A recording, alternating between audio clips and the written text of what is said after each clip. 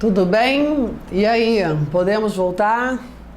Falando de quem? Falamos das licenças, né? E agora estamos falando dos afastamentos. É engraçado que assim, o legislador ele fala assim, ó, servidor, pode faltar não, hein? Dever da assiduidade. Mas ele permite várias possibilidades. O servidor não trabalhe, né? São vários direitos conquistados. Não é bagunça não, viu? São vários direitos conquistados. Todos os trabalhadores deveriam ter esses direitos, né? Por isso que muita gente quer ingressar no serviço público. Por quê? Porque realmente ali as conquistas foram significativas. É por isso que o servidor, né, as pessoas buscam o concurso público. Um outro afastamento é para estudo ou missão no exterior. Não é muito fácil, né, de se conseguir, mas é possível. Lógico que depende da autoridade máxima, né, do presidente respectivo, da República, né, do presidente do Legislativo, presidente do Supremo. Não excederá 4 anos e conta como efetivo exercício. Então a pessoa vai para o exterior para estudar e conta como efetivo exercício. A remuneração não está especificada na própria lei, mas está regulamentada, deve ser regulamentada aí em ato próprio, ok? Não são aplicáveis ao servidor da carreira diplomática, por óbvio, né? E fim da missão ou estudo, somente decorrido igual prazo, igual período, será permitida nova ausência, ok? Então, assim, ele fica até 4 anos. Se ele ficou 2 anos numa missão ou estudo no exterior, aí ele tem que esperar decorrer 2 anos, não necessariamente 4, igual o período do afastamento, entendeu? É desse sentido.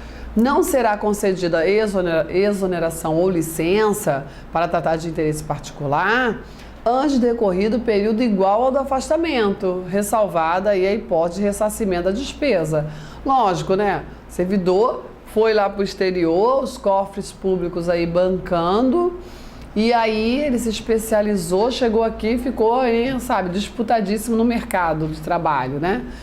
Isso acontece? Lógico, né? E aí, olha só, servidor, agora tu quer ir embora, eu investi em você, te qualifiquei, te aperfeiçoei, agora você quer ir embora? Ah, então devolve meu dinheiro, eu gastei tanto aí para poder investir na sua qualificação, entendeu? Então tem essa regra e é uma regra bem justa, né?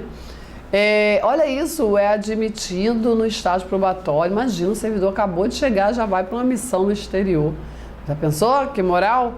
Após graduação no exterior, observará o regulamento que nós vamos falar, que é o regulamento do afastamento para pós, que é isso aqui, ok? Afastamento para participação em programa de pós-graduação estrito sensu no país, só que lá pode ser também fora do país, ok? Bom, ela é concedida, claro, no interesse da administração, como eu já falei. Olha, toda a capacitação do servidor, ela fica com essa, né, para ser admitida, para qualquer benesse para o servidor, ela tem que ser no interesse do administrativo, lógico que tem que ser no interesse administrativo, porque senão, olha só, essa capacitação aí, culinária? Não interessa para mim não. Então, o administrador ele vai ter que observar se interessa essa capacitação para o serviço público, tá bom? E desde que a participação não possa ocorrer simultaneamente com o exercício ou mediante compensação. Então, olha só, é preciso se afastar mesmo para essa pós-graduação? Não dá para compensar, não dá para conciliar, ok?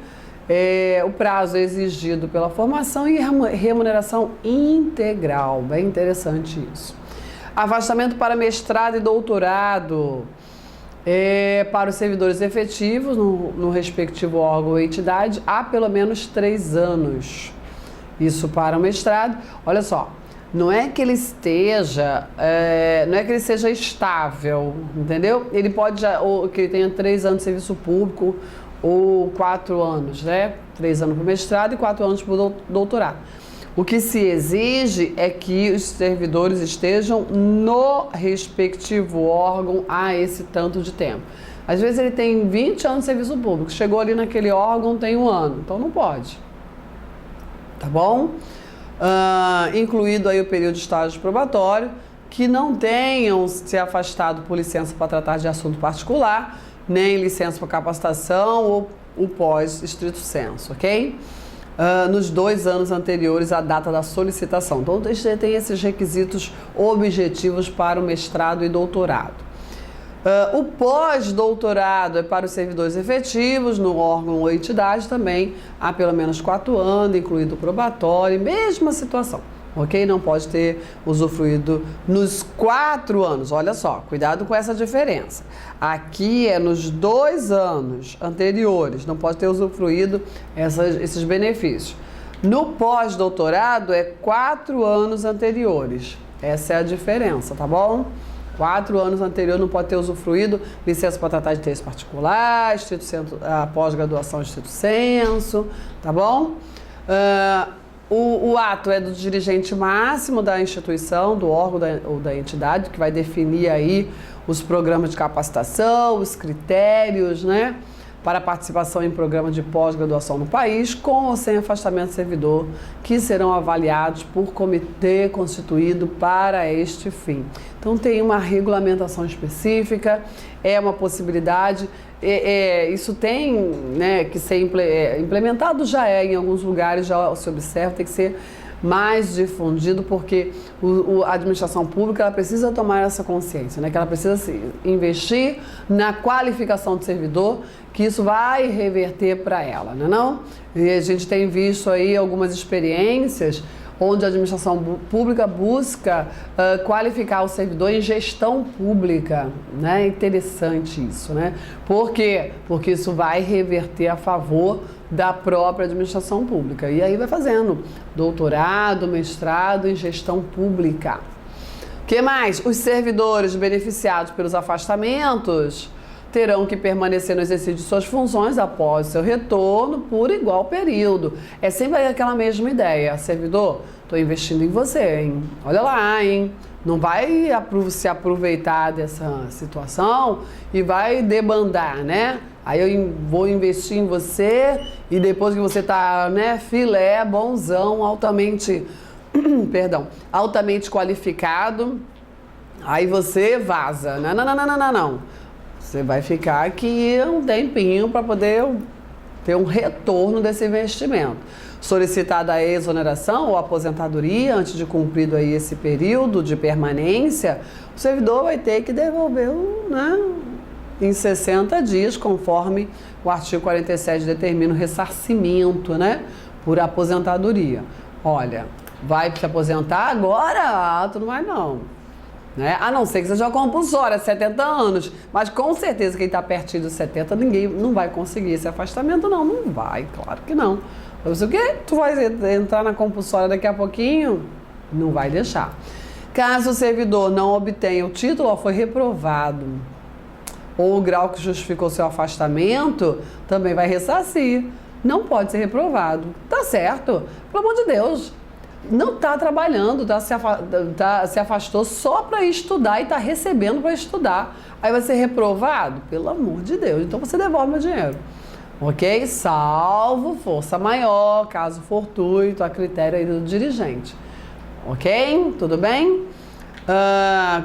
Temos também outros direitos do servidor, que são as chamadas concessões. Concessões. Existem vários tipos de concessões.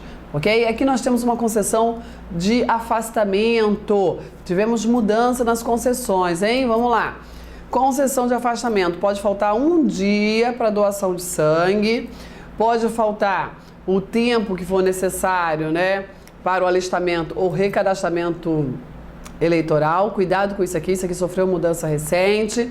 Limitado em qualquer caso a 2 dias. Não pode passar de 2 dias, pode ser menos. É o tempo necessário ao cadastramento ou alistamento eleitoral. Recadastramento, né? Alistamento ou recadastramento eleitoral. Pode faltar 8 dias. 8 dias por motivo de casamento ou falecimento de cônjuge, companheiro, pais, padrasto, padrasta, filhos, enteados ou menor sob guarda e ainda irmãos.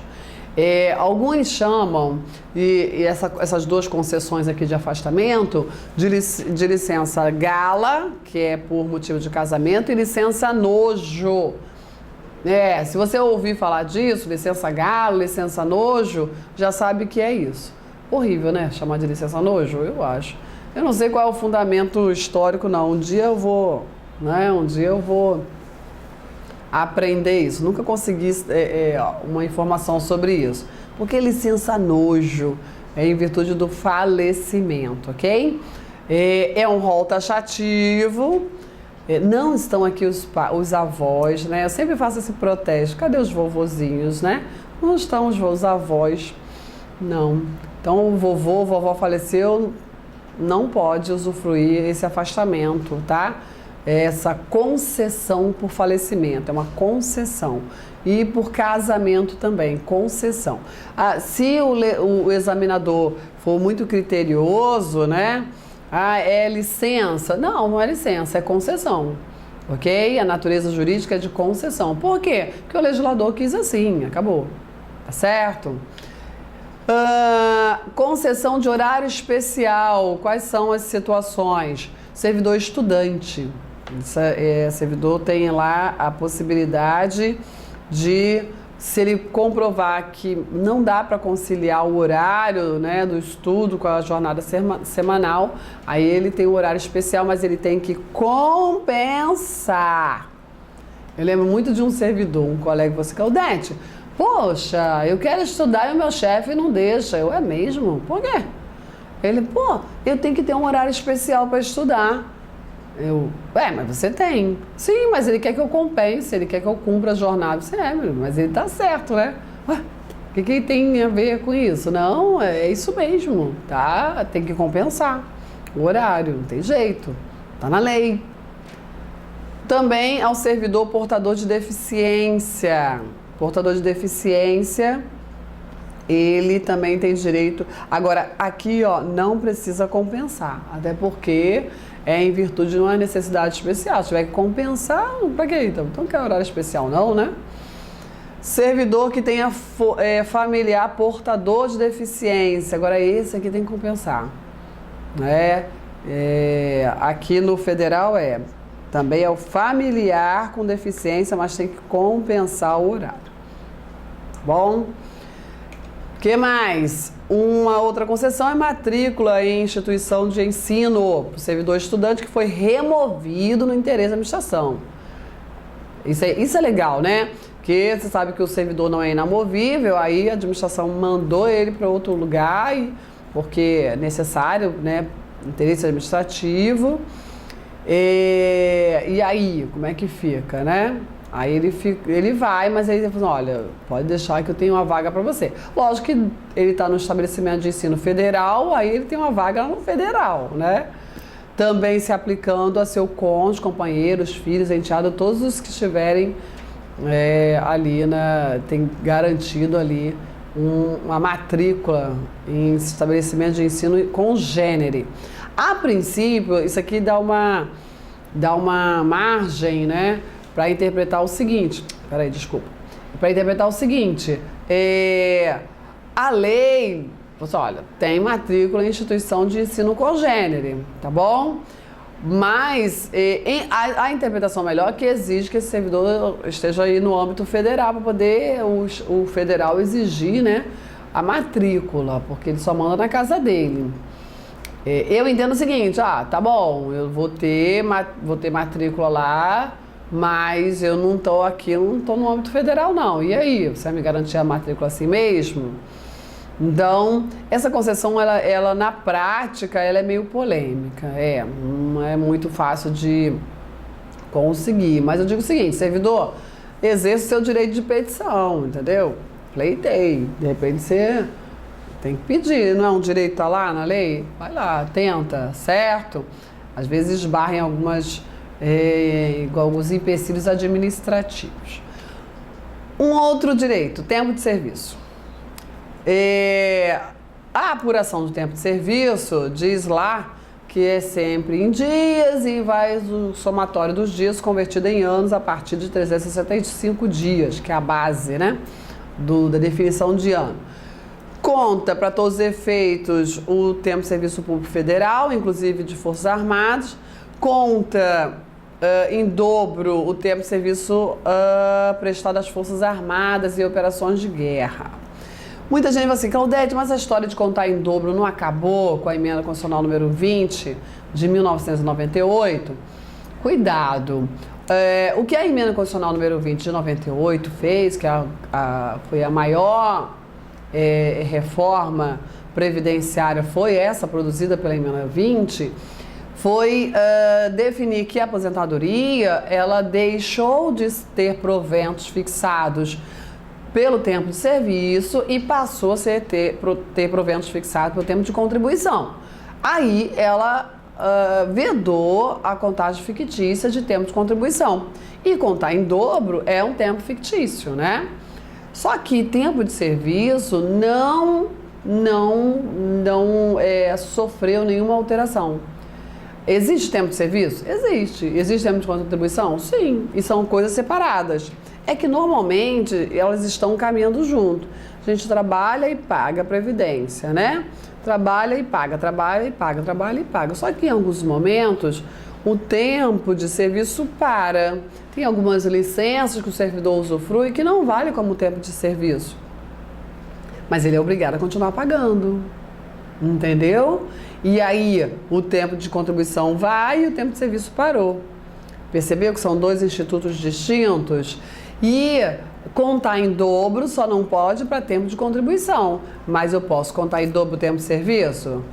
Só é você pensar o seguinte, me responda, tempo de serviço admite contagem fictícia? Hein? Tempo de serviço admite contagem fictícia? Sim, lógico.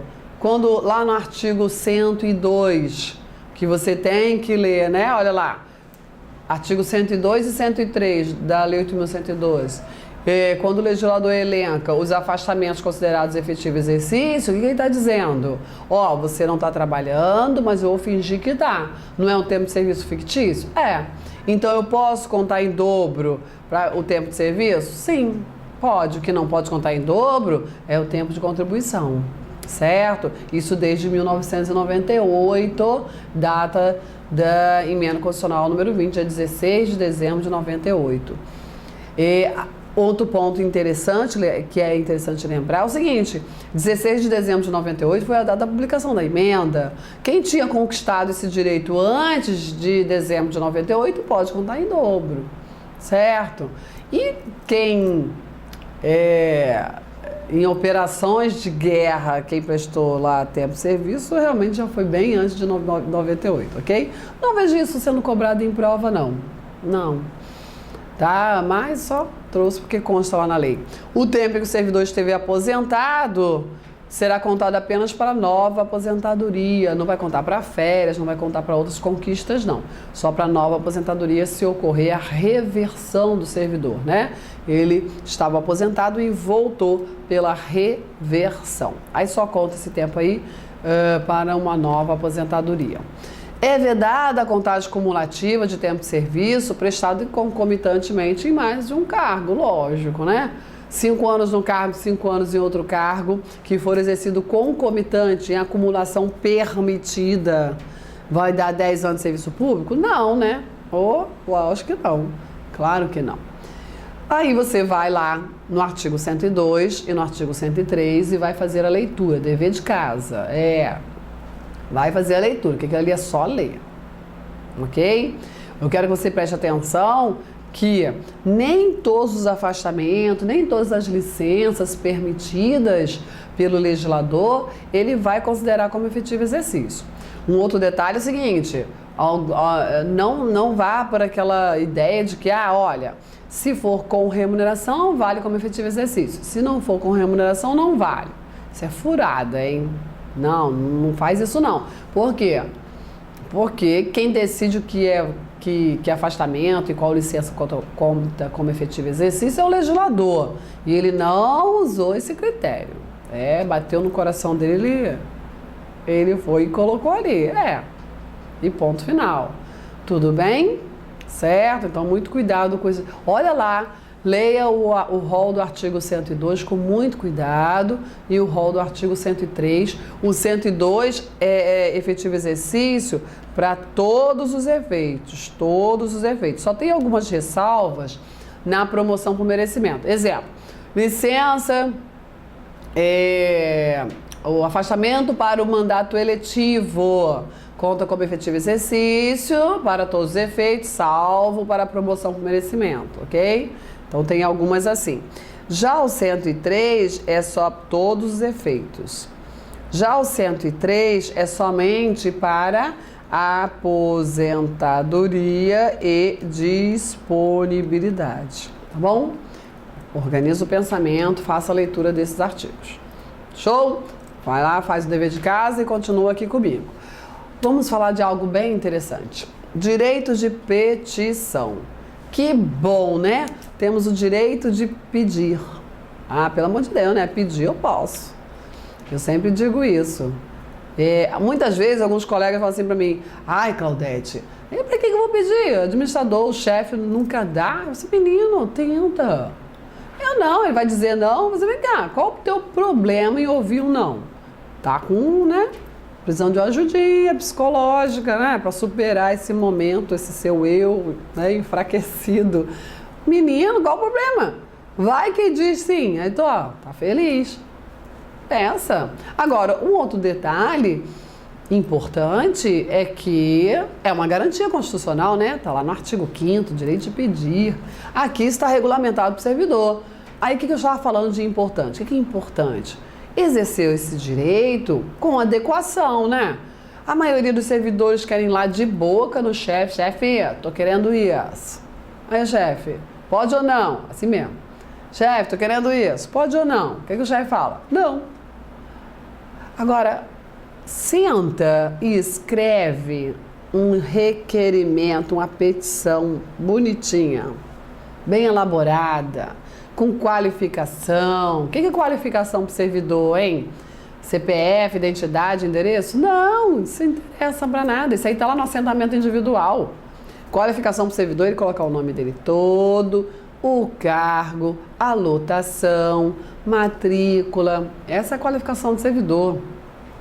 Aí ele coloca os fatos e os fundamentos do direito. Mostre que conhece o seu direito, entendeu?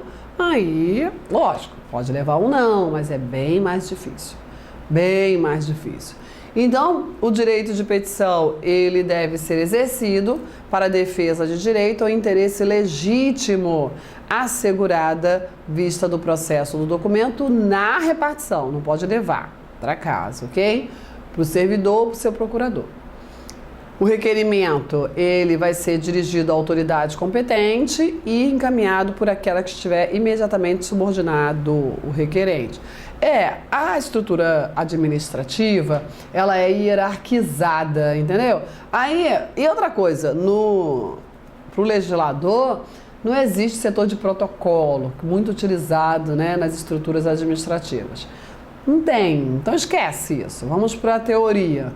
Aí você faz um pedido, dirige para... Aí você tem que conhecer a sua estrutura organizacional, é por isso que eu dou aula de organização de instituições, aí depende da instituição. Você tem que conhecer a sua estrutura, você tem que conhecer a competência das autoridades de sua estrutura, certo? Bom, ciente disso, qual é o meu pedido? Esse pedido, quem tem competência para apreciá-lo, a autoridade tal. Então você faz o encaminhamento devido, só que não vai lá entregar para o chefão, entendeu? Entrega para o chefinho. Chefinho, olha aqui, ó, caminha lá para a autoridade competente, por favor. É isso, é dirigido lá, endereçado à autoridade competente, mas encaminhado pelo chefinho, pela chefia imediata. E aí tem 5 dias para despacho e 30 dias para decisão. Todos, 5 dias para despacho e 30 dias para decisão. Desse requerimento, da decisão do requerimento, né, cabe o recurso. O primeiro recurso qual é? É o pedido de reconsideração, ok? Ele também, ele observa a mesma regra de encaminhamento, que é pela chefia imediata, tá? Ele é encaminhado, é claro, para a autoridade que houver expedido o ato ou proferido a primeira decisão. Bom, a primeira decisão você já sabe, não podendo ser renovado. Vamos entender isso aqui. Olha só. Você, servidor, fez o requerimento, ok? Desse requerimento tem lá a decisão, certo? Olha lá. Vamos 30 dias para a decisão, tudo bem? Então vamos lá. Em 30 dias. O chefinho tem 5 dias para despachar. Dessa decisão, você pode fazer o quê? Para atacar essa decisão? Pedido de reconsideração. Então, você já entendeu que decisão que o legislador está falando, né? Quando ele fala em decisão. O interessante é que ele fala de ato ou decisão. Ato ou decisão. Isso é bem interessante porque muitas vezes o servidor não fez nenhum pedido, não requereu nada. E veio um ato do administrador e atinge o servidor. Exemplo, o servidor foi removido para Varre-Sai, né? Ou para Sumidouro. Aqui no Rio de Janeiro tem uma comarca de Sumidouro. Tem que ir lá visitar Sumidouro. Olha que nome sugestivo, né? Quando fala assim, servidor, você foi removido para Sumidouro. Você, meu Deus, fui para outro planeta, vou sumir. Então vamos lá. Foi removido, sem ele ter pedido nada. Tem decisão? Não, tem um ato que ele não pediu nada e foi atingido por um ato. Aí, em vez de ele ingressar com requerimento, não, ele já ingressa com um recurso administrativo, atacando aquele ato, ok? Tentando mudar aquele ato que é o chamado pedido de reconsideração, tá bom? O prazo para interpor é de 30 dias. 30 dias para interpor o pedido de reconsideração, tá certo? Bom, não deu certo. Pedido de reconsideração, não reconsiderou nada a autoridade, faz o quê? Ingressa com o recurso hierárquico, que é cabível tanto do indeferimento do pedido de reconsideração, quanto dos recursos sucessivamente interpostos. Sempre, todos os três, tá? Requerimento, reconsideração e hierárquico. Eu chamo de recurso hierárquico, a doutrina também denomina recurso hierárquico, mas o legislador ele falou recurso. Alguns doutrinadores denominam recurso inominado, tá bom? Inominado, já que o legislador não deu nome. Doutrinariamente, ele é mais conhecido como recurso hierárquico, porque é para a hierarquia superior àquela que proferiu a decisão, tá certo? Vamos entender, vamos voltar lá para o nosso requerimento. Teve um pedido de reconsideração, esse pedido de reconsideração tem lá uma decisão, também 30 dias para decidir, 30 dias para recorrer, né? Pedido de reconsideração. Dessa decisão cabe recurso hierárquico, também no prazo de 30 dias. Desse recurso cabe aí uma decisão, proferida também em 30 dias. E dessa decisão, contra essa decisão, cabe o quê? Outro recurso hierárquico e assim vai. Aí, você, como eu já falei, você precisa conhecer a sua estrutura administrativa. Você olha, tem a autoridade A, B, C, D. Exemplo, ok? A é a tua chefia imediata. Aí você ingressou com requerimento para a autoridade B, entregou para a sua chefia imediata, ok? Desse requerimento, né? Esse requerimento foi indeferido, você ingressou com um pedido, tá acompanhando? De reconsideração para essa mesma autoridade que proferiu a decisão do requerimento, ela não voltou atrás, ela não reconsiderou nada, aí você faz o quê? Ingressa com recurso hierárquico para a autoridade superior a ela, e a autoridade superior também não mudou, você, guerreiro, mandou um recurso hierárquico para outra instância, ok? Enquanto existir instância administrativa. Quantos recursos hierárquicos, Claudete, eu posso interpor? Não sei. Por que eu não sei? Porque depende da estrutura administrativa. E eu vou te dizer, As legislações orgânicas, elas definem em determinado assunto qual é a última instância administrativa. Pode ser que em determinado assunto a última instância administrativa seja a autoridade C e não a D, apesar dela existir. Entendeu? Então depende de legislação orgânica para definir o quantitativo de interposição de recursos hierárquicos, enquanto a legislação permitir a interposição, ok? Então sempre 5 dias para todos os 3, requerimento, reconsideração e recurso hierárquico. 5 dias para despacho, 30 dias para decisão. Também para os 2, reconsideração e recurso hierárquico, 30 dias para a interposição a contar da ciência, tá bom? É assim que acontece. Bom, o servidor pode pedir à vontade, mas tem que observar um prazo, ok? E para isso existe a prescrição. Prescrição é um instituto jurídico que pune a demora, a inércia. Olha só, você pode pedir, mas não vai me manter nessa insegurança, né? Então, o instituto da prescrição, ele objetiva, né, a paz social, a estabilidade das relações sociais, porque não cria aquela, pô, qualquer hora esse cara vai me processar, qualquer hora esse cara vai me incomodar. Então, olha só, servidor, você pode pedir à vontade, exerça o seu direito, mas tem prazo. 5 anos, o prazo que você deve observar. Cuidado com um detalhe. Esse prazo prescricional aqui é para o servidor observar quando do exercício do direito de petição. Existe uma outra prescrição que é para o administrador, mas está lá no regime disciplinar, ok?